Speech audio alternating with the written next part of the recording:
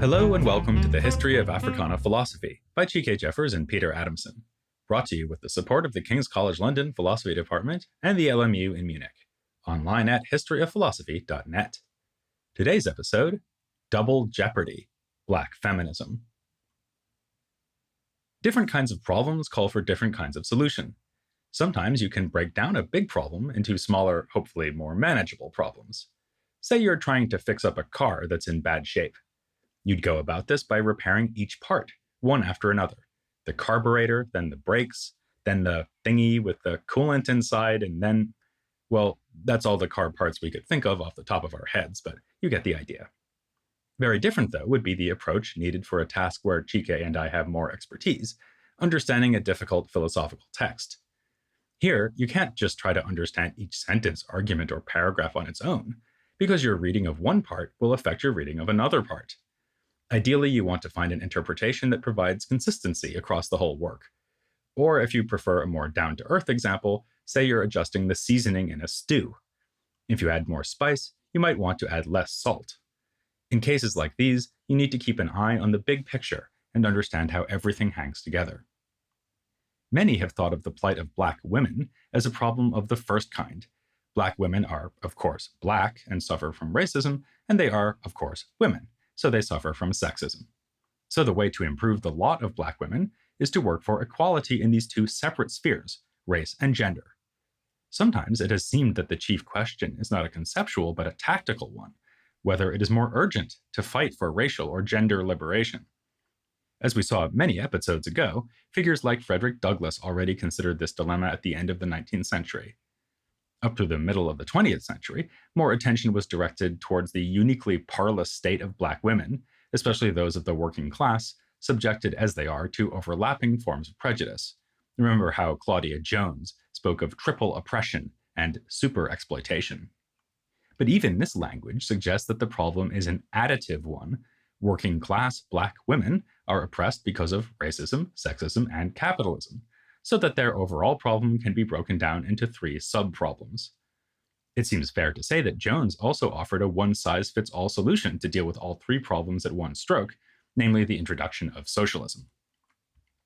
Many Black feminists in the 1960s and 1970s, though, had a different analysis. In a way that Anna Julia Cooper arguably pioneered back in 1892 with her book, A Voice from the South, these later Black feminists argued that Black women face a problem of the second sort.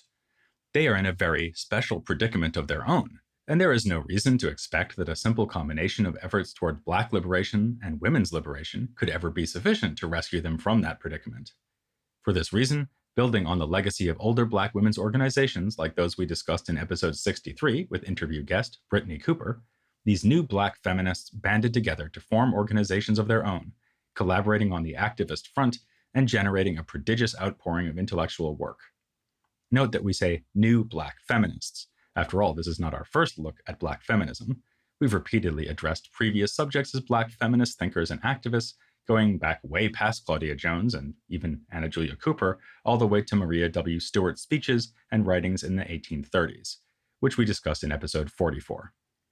But it's only now that we have an episode with Black feminism in the title, because the word feminism itself was not commonly used before the 1960s and 70s. We'll be looking at the intellectual challenge that Black feminists posed to the feminist movement as it was developing during that time, as well as to the Black Power movement of the time. An outstanding example of this challenge is a collection of writings published in 1970 entitled The Black Woman, an Anthology, which was edited by Toni Cade, or as she began to call herself soon thereafter, Toni Cade Bambara. It contains short works of several genres, poems, some by authors we mentioned when discussing the Black arts movement, like Nikki Giovanni, autobiographical memoirs, short stories, and argumentative essays. In her preface, Cade Bambara questions what she takes to be an assumption underlying the feminist movement up until that time, namely that women are simply women. During the 1960s, Black women have increasingly felt underserved by that movement and have been turning away from the larger society and turning toward each other. One of the better-known essays in the collection delves into this issue more deeply, Double Jeopardy, To Be Black and Female, by Frances Beale. First published in 1969, this groundbreaking manifesto was collected not only in Cade Bambara's anthology, but also in the white feminist Robin Morgan's landmark collection of 1970, Sisterhood is Powerful. Beale was a member of SNCC, who had helped to create that organization's Black Women's Liberation Committee. The title of her essay suggests a similar idea as Jones's triple oppression, and thus the use of double instead of triple may make it seem that Beale is less interested in class than Jones was. But in fact, she traces the subjugation of women in part to capitalism, with women expected to work as mothers and housewives while their partners go out to earn money, becoming a mere satellite to her mate. This, of course, is something a white feminist might say too. But Beale argues that the concerns of Black women have usually been overlooked by white feminists, who largely come from a middle-class background. In particular, Black women offer what Beale calls an escape valve for capitalism. Just as poor whites can at least comfort themselves by looking down on Black people, Black men cope with their own economic exploitation by being glad that at least they aren't women. Along the same lines, an essay here by Kay Lindsay, called The Black Woman as Woman, observes that up until now, the Black movement has been led by men and the feminist movement by white women. Thus, Lindsay writes, the Black woman finds herself on the outside of both political entities, in spite of the fact that she is the object of both forms of oppression.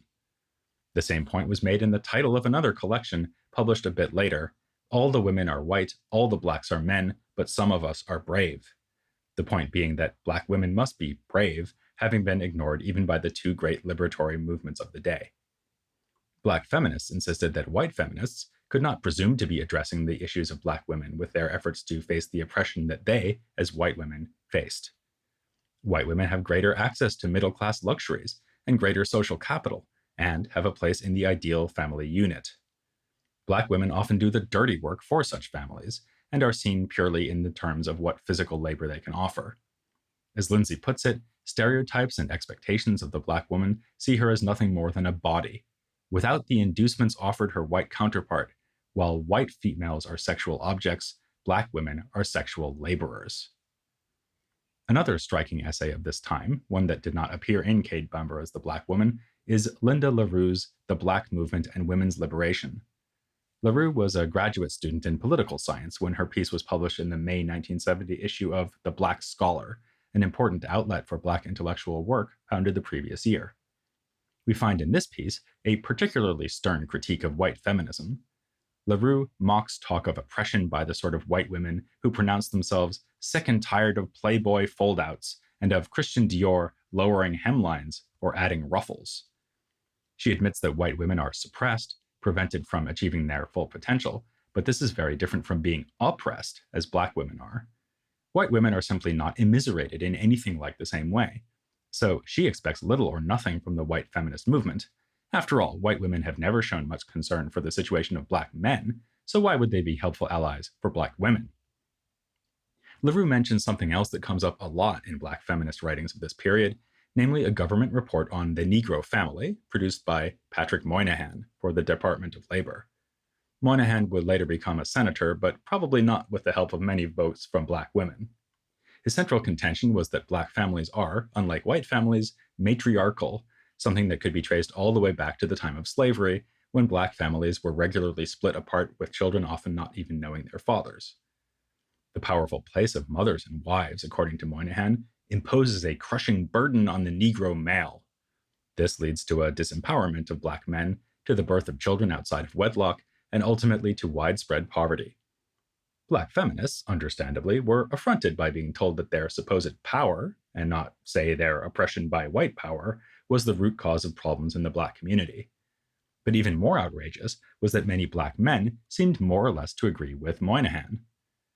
This brings us to the other side of the critique offered by Black feminists. They complained just as much about Black men as they did about white women. And it cannot be said that the male leaders of the Black liberation movement gave no reason for complaint. An infamous supposed example is Stokely Carmichael saying there was a position for women in the movement, namely prone.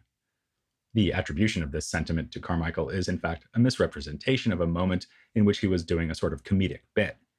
Actually, his autobiography, Ready for Revolution, illustrates the major role Black women played in the movement. Still, there was plenty of other real talk in this time of Black men reclaiming their masculinity.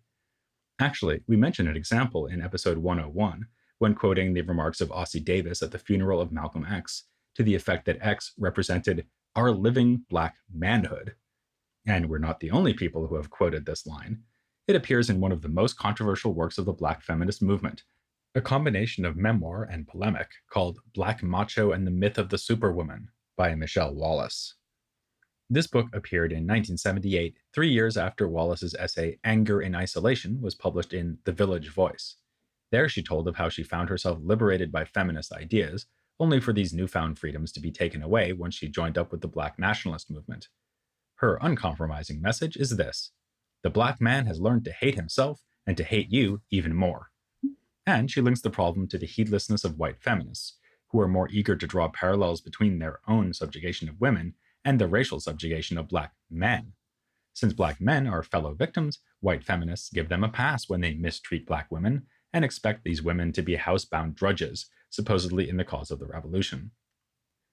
Now, in the book Black Macho, she greatly extends this argument, making the case that Black men are now, in fact, among the most important sources of oppression for Black women.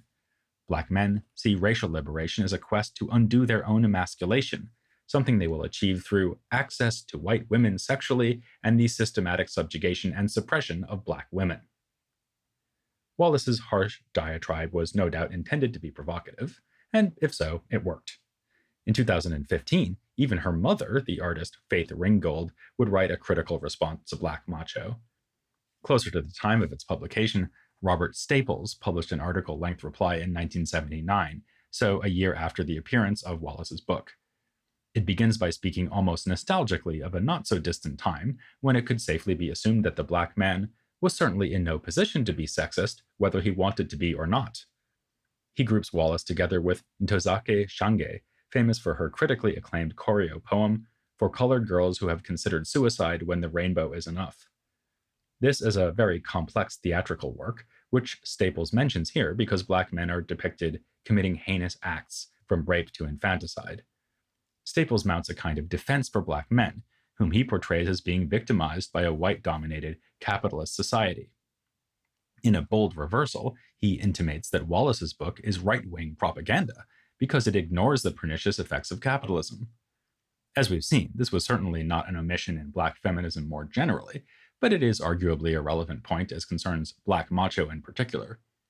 Staples also makes the argument that Wallace's and Shange's views can be related to the fact that they are of a middle-class background. If this seems unhelpfully ad hominem, we should bear in mind that Black feminists were often making the same point about white feminists in this period.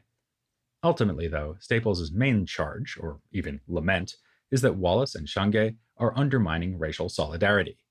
They adopt what he calls an arcane philosophy, by which Black women will go it alone outside family bonds, a plan with little prospect of popular acceptance or success.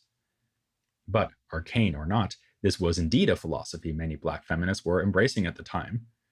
In the aforementioned anthologies, we can find many passages attacking family arrangements in general, and Black fathers in particular, as oppressive to women.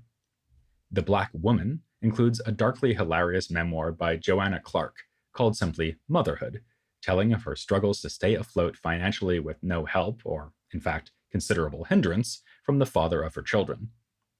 At a more abstract level, Kay Lindsay suggests that the standard family unit in America is an intrinsically white institution put in place to support the state. Reproductive rights are relevant here. One of Cade Bambara's contributions to her own anthology defends the use of the birth control pill against Black men who think that their partners ought to be rearing warriors for the revolution. Then there is a piece by Cheryl Clark called Lesbianism, an Act of Resistance, which was published in an anthology titled This Bridge Called My Back, Writings by Radical Women of Color. For Clark, male-female family relations are typically characterized by tyrannical power. Slavery itself was a radical application of the methods of oppression men had always used on women. Men always relate to women as property, as a sexual commodity, as a servant, as a source of free or cheap labor, and as an innately inferior being. More than a sexual preference, lesbianism is a full-blown revolt against the predatory heterosexuality. This essay by Clark appeared in 1981, but it harkens back to earlier developments, with the emergence of such organizations as the Combahee River Collective, a group of Black lesbian activists, including the sisters Barbara and Beverly Smith, Demita Frazier, the aforementioned Cheryl Clark, and a figure who will be getting her own episode before long, Audre Lorde. Founded in 1974, the collective was named after a raid involving Harriet Tubman, which freed 750 people from slavery in 1853. A statement outlining the rationale and ideals of the collective is one of the key documents for understanding Black feminism in the 1970s. For one thing, it provides the first example in this episode of a group of Black women explicitly naming themselves Black feminists, reminding us not to take for granted how common that term has become today. The statement is also credited with introducing the term identity politics, which of course still lives on today, though more often as a lazy term of abuse than as an aspiration or positive strategy. Barbara Smith has remarked that this is often misunderstood. We were not saying that we didn't care about anyone who wasn't exactly like us. The collective was, in fact, open to coalition with other groups, but embracing the feminist slogan that the personal is political, the group wanted to embrace their unique perspective as people excluded simultaneously on the grounds of race, gender, and sexuality. As they say in the statement, the major systems of oppression are interlocking. Notice, not just added one on top of another. Here we have the notion that Kimberly Crenshaw would later famously dub intersectionality. In fact, Demita Frazier recalls that in conversations around the time of the statement, she told the others that we stand at the intersection where our identities are indivisible. With the collective, we see a further step in the direction of taking particular points of view seriously. Just as Black women cannot trust white women and Black men to simply represent them, so Black lesbians will have their own concerns that are not necessarily going to be solved through separate struggles for equality with regard to race, gender, and sexual orientation. This insight is now often appreciated by the potential coalition partners of such groups. An interesting and self-critical reflection by the white feminist Winnie Brynis, published years later in 2002, is open in admitting the failures of the movement in the 60s and 70s. She points out that white women's organizations, her example is the Bread and Roses group, which like the Combahee River Collective was active in Boston, did voice support for the Black Panthers and for racial equality. But she also admits that, we thought all women were us and we were all women, exactly the oversimplification we saw being identified by Cade Bambara in the preface to The Black Woman. White feminists of the time often didn't know or work with Black women and thus were not exposed to their viewpoints. In particular, they underestimated the extent to which interracial work for a feminist cause might seem to undermine racial solidarity. Thus, Black women were pulled between two movements and served well by neither. In a footnote, Brynis quotes another feminist thinker, Susan McHenry, as pointing to the need for greater dialogue to get past the situation where we alternately hazard the platitudinous, wouldn't it be wonderful to work together, or shout racist across a widening chasm. The same problems of division were appearing in other countries at this time, but with a twist. Take, for instance, the Brixton Black Women's Group in Britain. It was formed in 1974 on the basis of a craft organization whose members decided to become politically active. One model was the Black Panthers, but as a later account by the members says, the group had very much its own flavor because of the Caribbean influence. In a British context, a pressing question was one we've seen cropping up in other contexts, especially in Guyana, with the story of Walter Rodney. What attitude should Black activists take toward other non-white groups, like South Asians? The answer in this case was to reach across the divide, notably under the aegis of the Organization of Women of Asian and African Descent, founded in 1978 as an umbrella group for Black and Asian activists. But as members of the group wrote a few years later, we were beginning to learn very quickly that the concept Black had very different meanings for those of us living in white-dominated societies and regions compared to those of us from societies which were ostensibly independent. There was also concern not to let sexual orientation split the movement, as it arguably did in the US. But the price of that unity was a failure to discuss homosexuality at all. The group admitted in retrospect, this issue, more than anything else, showed the weakness which became exposed when oppressed women tried to organize around both the traditional areas of struggle and those issues specific to our oppression as a sex. A question emerges from the story of Black feminism as we've told it thus far. Did its strength in challenging other movements count as a kind of weakness when turned back on itself? Having taken seriously the importance of the specific perspective of Black women, it would hardly be consistent to resist the consideration of even more specific perspectives, Yet this could lead to worries about fracture within the movement. The special circumstances of the Brixton group, as compared to the American examples we've mostly been discussing, also shows that Black feminism necessarily meant something different in different cultural and political contexts. It's a lesson shown even more vividly by one final text we want to consider, a study of the oppression of women in Africa by the Senegalese scholar Awa Thiam. It appeared in French in 1978 under the title La parole aux négresses, meaning roughly, let Black women speak, or as it is more assertively phrased in the title of the English translation, Black Sisters Speak Out. The book powerfully delivers on the promise of that title. The first section of the book consists of autobiographical stories told by African women who suffered through mistreatment at the hands of family and husbands, often because of forced marriages and polygamy. In the second part of the book, we find Thiam drawing conclusions in a set of blistering essays on these practices, genital mutilation, and African women's attempts to lighten their skin or otherwise seem more white. Thiam is more inclined towards universalism than the particularism and intersectional thinking of contemporary Black feminism in the US. She writes, "We go beyond the racial problem, since we are taking our stance not only as Black women, African women, but also as members of the human race, without regard for any ethnic considerations. As far as we are concerned, this human race consists of social classes and two categories of individuals, men and women, whose relationship to each other is that of dominating to dominated." However, she does make the now familiar point that it is a false comparison to equate the oppression of women, implicitly white women, with that of Black people. And above all, her book points to the fact that African women were subject to forms of oppression that were bound up with local practices. The struggle of the Black African woman can and must be conceived in some other way than as a carbon copy of the European woman's struggle. While she herself is highly critical of some African cultural norms, she is wary of attacks made by outsiders without sufficient understanding. For example, she gives a nuanced treatment of the practice of female circumcision, discussing the extent to which women in these societies support it, even as she identifies it as real mutilation, real torture. On the question of polygamy, she's more forthrightly in opposition, since it seems evident to her that only men think it's a good idea. Thiam's exploration of the gender politics of Africa in the 1970s makes for interesting reading alongside the works of Black feminists in America, since some of the latter often talked of Africa in idealized, optimistic terms. If lesbianism offered one model for escaping patriarchal family structures, another was found in ideas about traditional African society. Cade Bambara asserts in The Black Woman that before colonialism, the communitarian and cooperative nature of African societies prevented the systematic oppression of women. The woman was neither subordinate nor dominant, but a sharer in policymaking and privileges, had mobility and opportunity and dignity.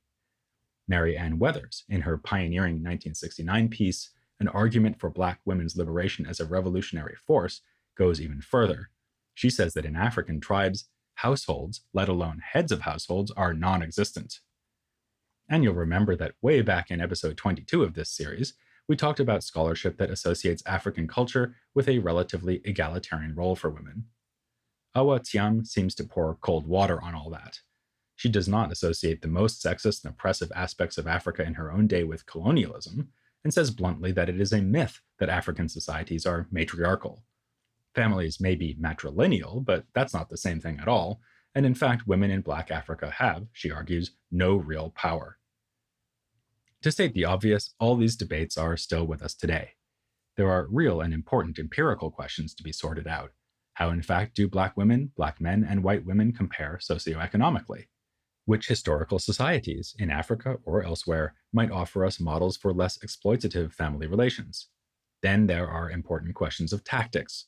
When interests do not completely align, is it always necessary to work within separate organizations? What room is there under such circumstances for collaboration? These problems lead directly to more broadly philosophical questions. If we accept intersectional representations of Black women's issues, what are the epistemological and ethical consequences? Do you need to inhabit a perspective fully to understand its challenges? When is it permissible, or even possible, to question the testimony of someone with a significantly different identity or set of identities? What is an identity anyway? We won't be resolving these issues in our humble podcast, but we will be continuing to think about them as we embark on a series of episodes on Black feminist thought in the 1970s and onward into the 80s and 90s. We will turn in the next episode to the expression of thoughts that we might call Black feminist, or alternatively, not, by some creative writers of the time. Writers like Toni Morrison and Alice Walker took the world by storm in the 1970s, so much so that this period is looked upon as a Black women's literary renaissance.